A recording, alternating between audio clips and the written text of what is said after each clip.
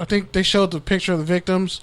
One dude lost his arm, 2 of them dead, shot him in the head. One in the head, one in the stomach, who later died. Yeah, and it's like, okay. You know, I mean, the thing is, like I've always been told, what makes you a man is the choices you make and the actions you do. This kid went intentionally into a bad situation where he had no business being at, thinking, and this wannabe cop kind of whatever he was. I mean, there's video of him being interviewed by, I don't know, it was like a news or it's just somebody that's out there saying that this is his job to go out and do this. It's like, you had no business there. Like, and then, you know, what we're saying, what was disappointing, one of my now former heroes, Brian Urlacher, liking a picture saying, liberate this patriot. This guy's not a patriot. You know, he's a serial killer. Actually. Brian Urlacher is nuts, but yeah, I mean, you know, I mean, like that's the jersey I have. That's the guy I grew up looking up to. Love watching him play, and just this year, just seeing, you know, you be you, whatever, but it's just completely like that's been heartbreaking. The question I have, when I went to the first protest I went to this year was the one in Beverly Hills over there in that area. Was it right before the lockdown happened? Because I know I saw. Yeah, it was right before the lockdown happened. You know, a lot of people coming together, and that's where, like, you know, police are shooting tear gas and rubber bullets and things like that. And, you know, we were face to face with the police officers, like right in their face, and we were like, some of them were willing to listen to you talk. And, you know, and it's a question that I asked the officer, like, what do they want black people to do? Like, what do they want us to do? You know what I'm saying? Like, we're going against a system that's already against us. You know, we're putting these neighborhoods that you know, we call the trap, you know, which is really a trap because we're trapped here. Only a few can get out. You know what I'm saying? And it's like, what can we do to, you know, protect ourselves? We can't call the police because a lot of times when we call the police, something else happens. You know what I'm saying? They assume you're the criminal. Party. So then you're being dealt with. What are we supposed to do? What do we teach our kids? You know what I'm saying? Like, what do we tell our kids to do? Like, how to feel? You know what I'm saying? Like, why does it take every black kid that's raised, boy or girl, to have that conversation that, hey, when, you know, what to do when you're put over by the police? Where I know for a fact that white parents don't have that conversation. You know, it's not a conversation that's taught. And you're even taught that when the police pull you over, even if you know you did nothing wrong, to just sit there, comply, and just let them do whatever. And be docile. Yeah, pretty much. Where you're like, you know, like I always talk about an incident when I was attending Cal State Long Beach. I was pulled over leaving campus, like heading to the freeway, driving down Atherton, for people who know that area. And I was pulled over, and there was 2 police cars to block me in. And I'm really sitting there like, damn, did I do something wrong? Like, what is going on? And the first question they asked me they didn't tell me what happened. They were just like, what am I doing in this area?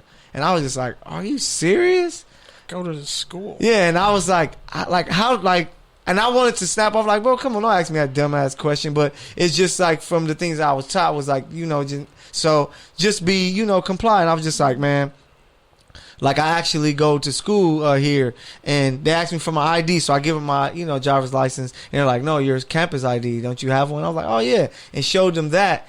They take both, walk back to the car. When they come back, then they say, all right, we actually pulled you over for tinted windows. But it's like, my windows are down. Like, get the fuck out of here. So it's you gotta find a reason after that point. Yeah, so it's like, what, like, if these guys are to serve and protect us, but that's the thing, they're not doing it. What can we do? You know what I'm saying? And it's a question that I would like to ask the people with the most power when it comes to this country. Like, what do they want black people to do? Because it's like, we have nowhere to go. We have no one that's going to look out for us, to where that's why we can pop off and snap and be in these crazy situations and burn stuff down, because it's like, what do we do? Like, you guys put your knees to our neck and kill us. You shoot us in our back when we're just trying to leave, you know, a situation that we help pretty much do your job. It's like, what do black people do?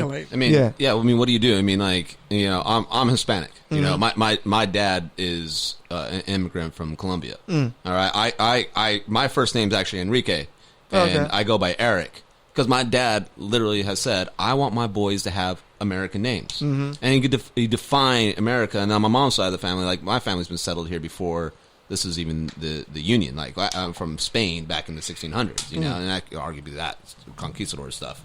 Yeah. But you know, and I have, and you know, my father literally purposely did not teach me to speak Spanish.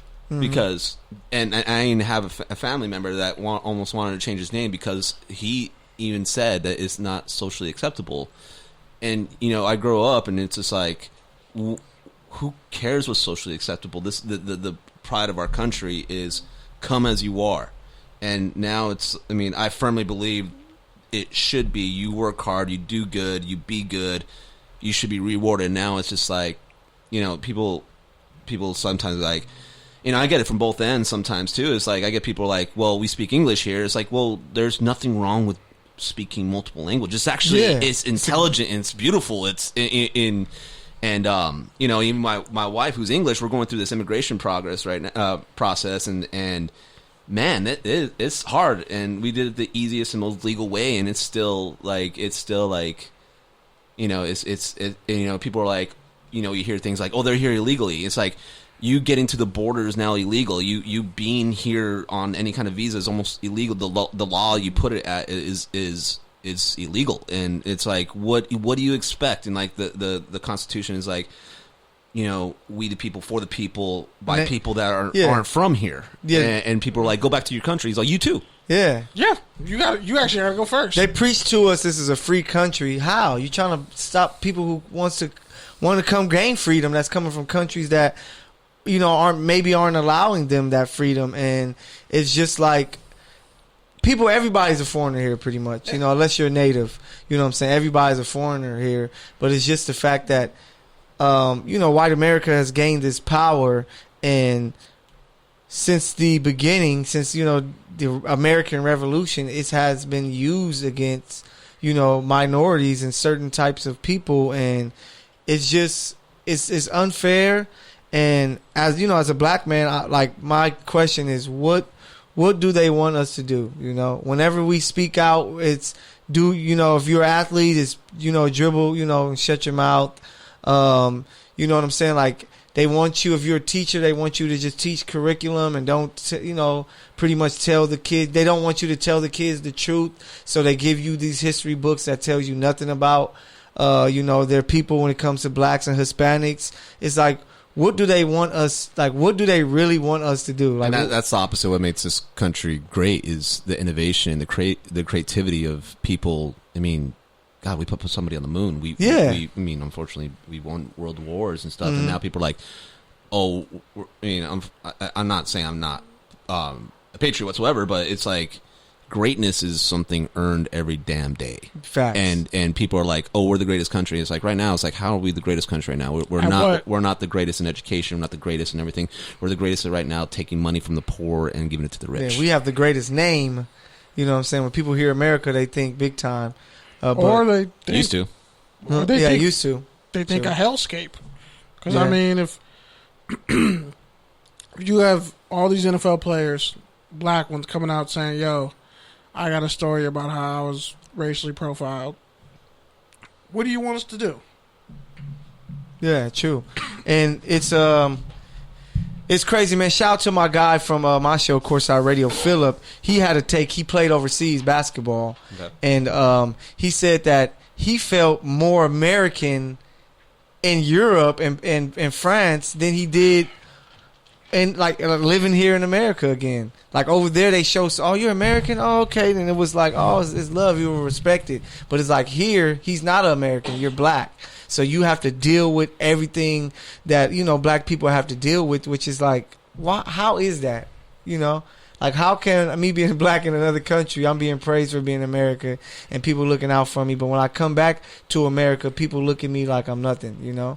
You're just a hoodlum, and no matter who you are, because it was the player for the description. Yeah, it was the player for the Bucks, Sterling Brown. He was one of the guys who was on the ground with the cops, like hitting him and kneeing his back and stuff like that. That's an NBA player. So it's like, if you a millionaire can't get the respect as a black man, what does that mean for the average Joes that are just out on the street doing their regular grinds? And you can factor that we'll wrap this up and get to Hard Knocks. Okay. But, it's a hard knocks life we live out here.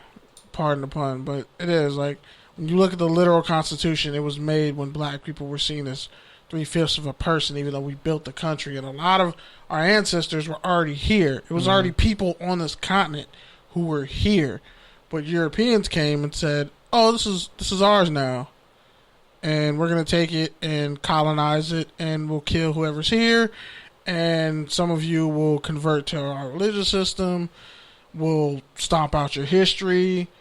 We'll say you're one thing when you're actually something else. It's a whole shitty situation. And the NFL is supposed to start in 2 weeks. Realistically, we know if COVID couldn't stop the NFL, racism definitely isn't going to stop the NFL. Yeah.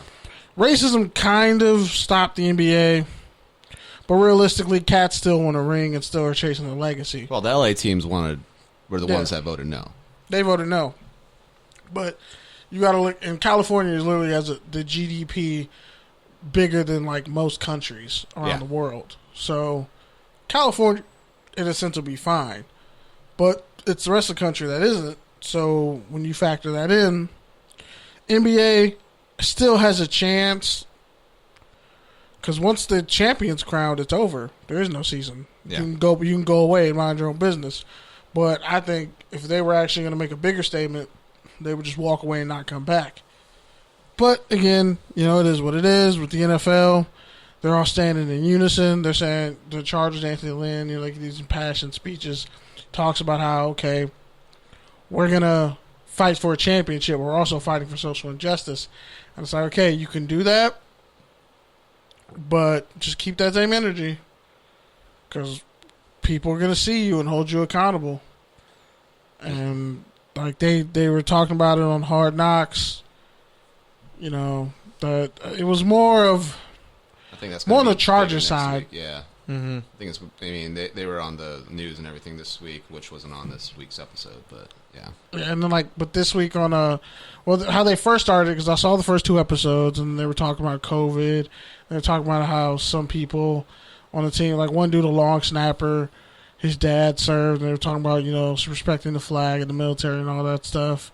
And you have Justin Jackson, and you have Tyrod Taylor, who said on Tuesday's episode of Hard Knocks, while I'm at it, my mic's hot, arrest the cops that murdered Breonna Taylor.